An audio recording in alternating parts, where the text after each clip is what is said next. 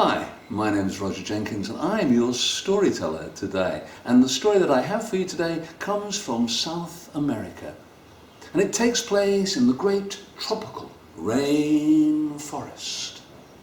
And on this particular day there was a storm and a sudden flash of lightning struck down. And where that lightning struck, it sparked a fire. And soon flames began to rise, flames that rose higher and higher and higher. And there was a small grey parrot. And as soon as it smelt the smoke, it looked around and saw the flames that were beginning to rise even above the tops of the trees. And the little bird spread its wings and began to fly away to safety. And as it did so, it looked down and saw that down below, in amongst the flames, the other animals were trying to get away, to escape also. But unlike the bird, they did not have that chance of freedom. And at that moment the bird looked down and saw it was coming to the great river. So she spread wide her little wings and swooped down and dipped first one wing and then the other, and then her belly into the waters of the river and rose up. And then she flew back over the flames to the heart of the forest. And when she got there, where the flames were at their highest, she shook her wings from side to side, and a few cascading drops fell down onto the fire. Do you think they were enough to put out the fire? Of course not. The flames continued to rise up, to spread wider and further. And the little bird did not fly away, but turned back all the way to the river. And once again, she dipped one wing and then the other, and her belly into the waters, and rose up and flew back over the forest, and again shimmered her wings and spilt the few precious drops that they had, and they fell and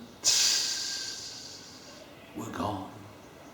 And the flames continued to eat their way through the forest, and the animals tried to escape as the little bird turned and went back. And even though the heat was unbearable and the smoke was burning her lungs, still she dipped her wing and her other wing and rose up and came back and flew through the flames, flew through the smoke, and did what she could. And back and forth she went, each time casting a few precious drops upon the earth. Her feathers were scorched, her feet were burnt, her lungs were aching, and her eyes were sore.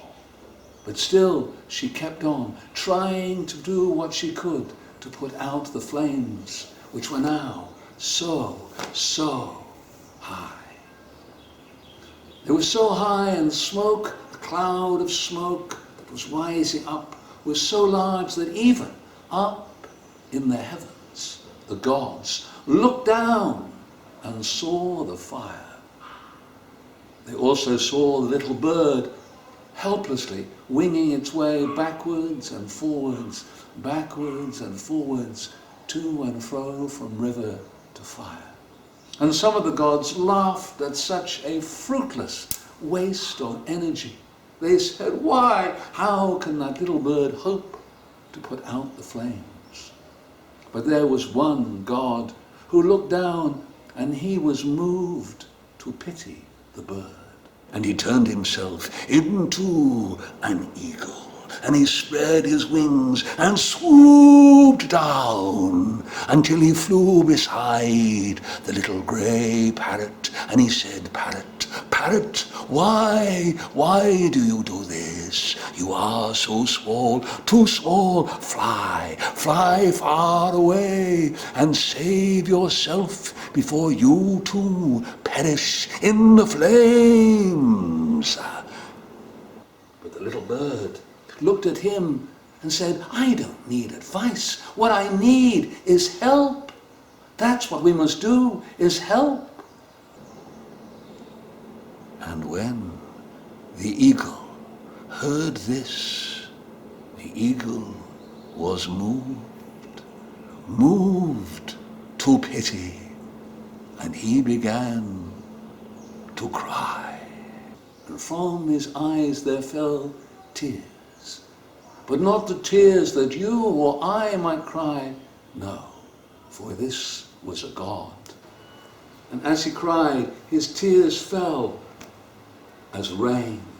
And those tears, they fell, they cascaded down, a torrential downpour, faster and faster, and wider it spread across the whole of the forest until all the flames had been put out.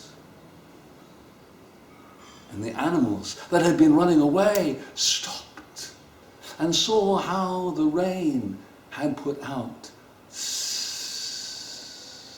the fire.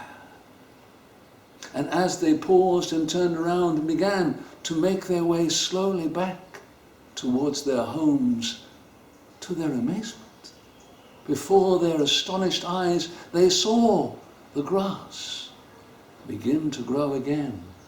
On the trees, they saw the shoots and vines begin to emerge and crawl up.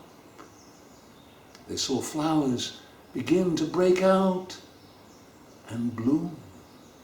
The rain had transformed everything. Everything that it had fallen upon, because it was from the God's own eyes, had been transformed. The little grey parrot, who had been so brave and risked everything for them, because the parrot too had flowed through the God's tears, something amazing had happened to him. His feathers had turned into all the glorious colours of the rainbow. And out of that terrible day of fire, there had come the most beautiful